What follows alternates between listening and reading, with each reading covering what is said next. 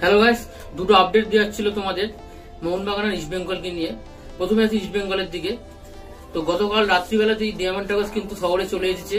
East বেঙ্গলের যে প্রধান স্ট্রাইকার, যাকে কেন্দ্র করে তাদের এত উল্লাস, এটাই হচ্ছে বলতে পারো কলকাতার আবেগ। ইস্ট বেঙ্গল মোহনবাগানকে কেন এত লোক ভালোবাসে সেটা কিন্তু ডিয়ামন্ড টাওয়ার্স ভালোভাবেই দেখতে পেল।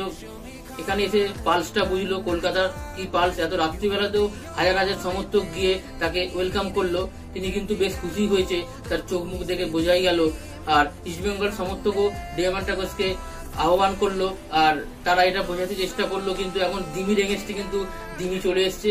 সুতরাং ডার্বিতে কিন্তু মোহনবাগানের দিমিত্রি পেট্রাতস আর এদিকে ডিয়ামন্ড টাওয়ার্স, একটা ভালো ডুয়েল দেখার জন্য আমরা কিন্তু ওয়েট করছি।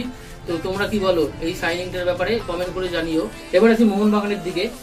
আগামী 29 জুলাই অর্থাৎ মোহনবাগান দিবস যেদিন আছে, সেদিন থেকে কিন্তু মোহনবাগানের মেন টিম প্র্যাকটিস শুরু করছে। ফুল টিম নিয়ে মোহনবাগান কিন্তু প্র্যাকটিস শুরু করছে। আর একটা খবর শুনতে পেলাম, জিমি ম্যাকলারেন কিন্তু সেদিনই কিন্তু কলকাতায় আসতে পারে। তো এটা কিন্তু মোহনবাগানের জন্য খুব ভালো খবর।